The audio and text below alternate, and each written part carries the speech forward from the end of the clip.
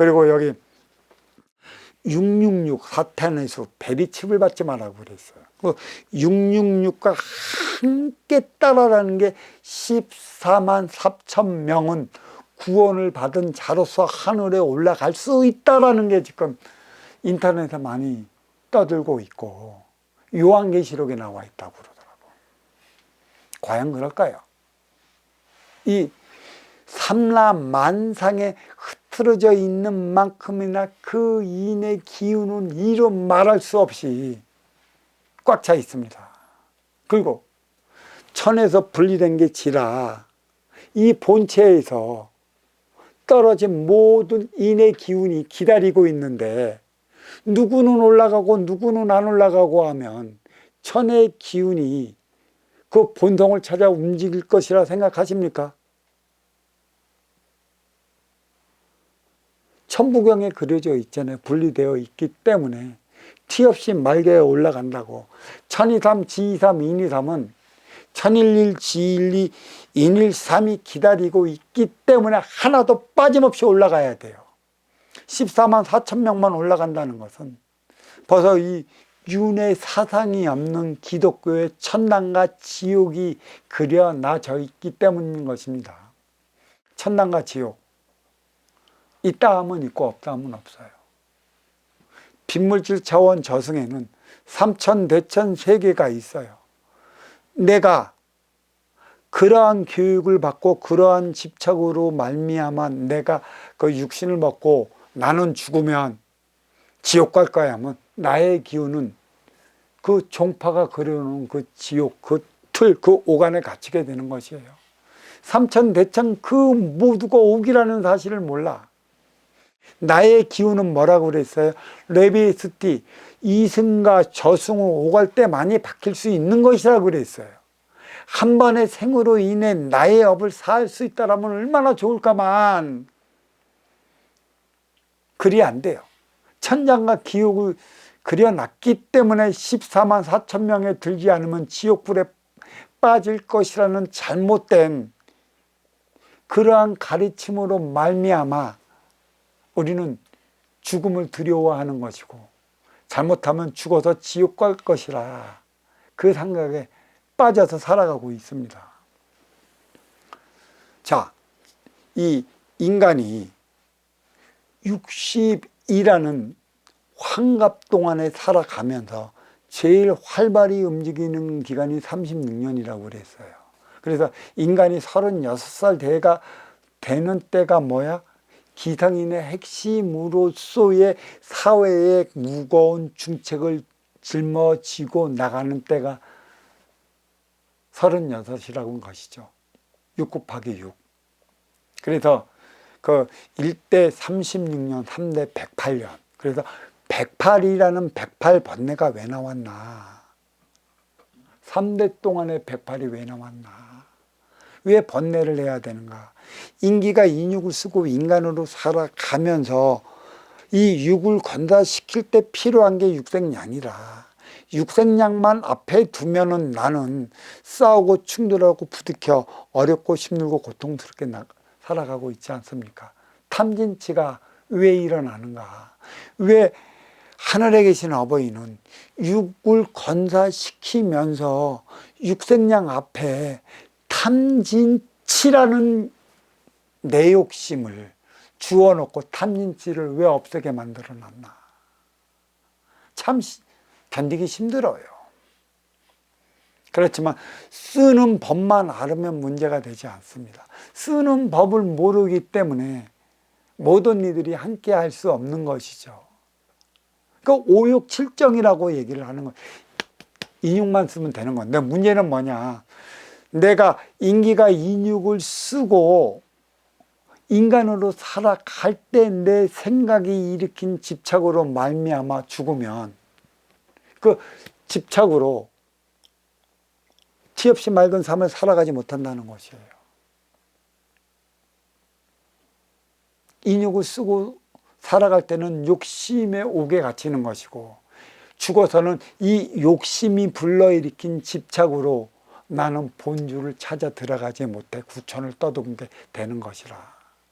집착과 욕심, 어버이가 그려놓은 5개 차원인 것입니다.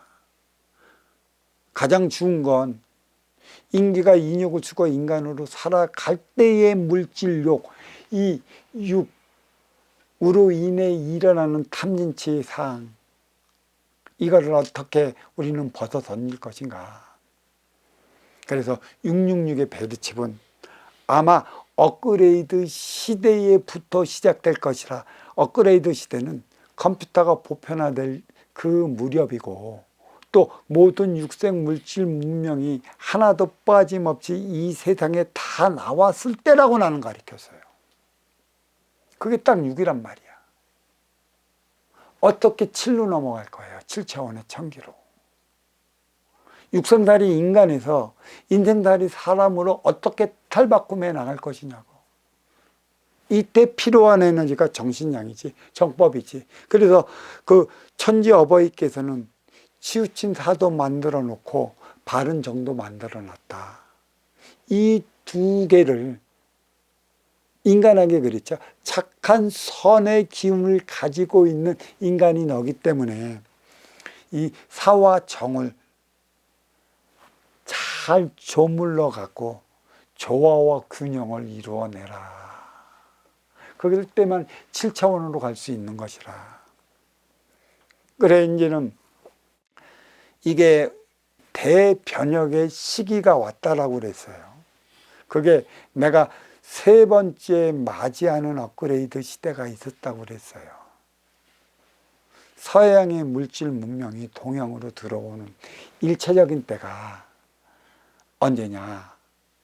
저 서양의 르네상스 시대, 대항해 시대.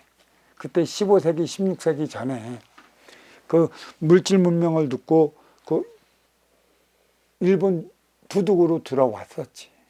그리고 거기에 그 힘입어 갖고 조총을 들고 우리 이 땅에 쳐들어온 것이지. 두 번째 업그레이드 시대가 언제냐? 19세기 말 대한제국 시절. 그때가 기계화 문명이 이루면서 서양에서는 또 숱한 육생 물질 문명을 가지고 들어왔어요. 근데 문제는 뭐냐? 우리 반도는 뿔이요, 대륙은 몸통이라 둘 다 잠자고 있었다. 그래서 장족의 발전을 이룬 게 뭐야? 두둑이라는 얘기죠. 문제는 여기 있었던 거예요. 이 뿔이야 몸통, 한국과 중국은 유교 사상에 찌들려 있었어. 그 어떤 삶도 한 발짝도 나가지 못했기 때문에 토양이 썩어 있어 버렸어요. 똑같아요.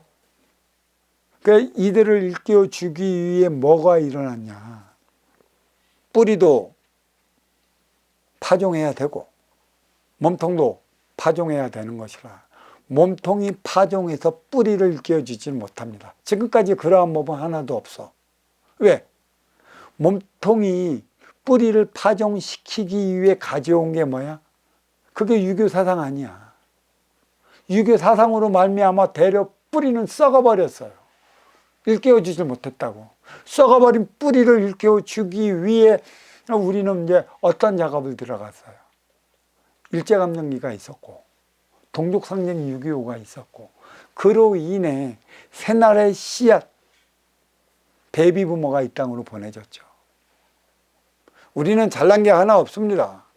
이 베이비부모란 천상에서 가장 높은 직위에 있던 인의 기운들이에요. 대신들이에요. 하나님의 그 일을 대역으로 하는데 엄청나게 높은 직위에 있는 이들이 떼가지로 이 땅으로 내려왔어요. 그래서 1988년 전후로 서양의 육생 물질 문명을 두둑 일본을 거쳐갖고 이 땅에는 웬만큼 다 정립이 된 것이죠. 그때가 정확히 이 베이비 부모 세대가 그리도 엄청난 세대고 엄청난 기운을 받고 왔고 1988년이 이 베이비 부모가 정확히 36살 되는 해로부터 기성세대의 핵심으로 막 들어가 있었어요. 내가 업그레이드 시대를 가리켜요. 유리알처럼 투명한 시대, 하늘은 스스로 돕는 자를 돕는 시대, 모든 수식어가 정확히 맞춰 들어가고 있어요. 그러면 우리는 뿌리인데, 뿌리가 개혁을 할 때 몸통이 살고, 몸통이 살 때만이 가지가 살아요.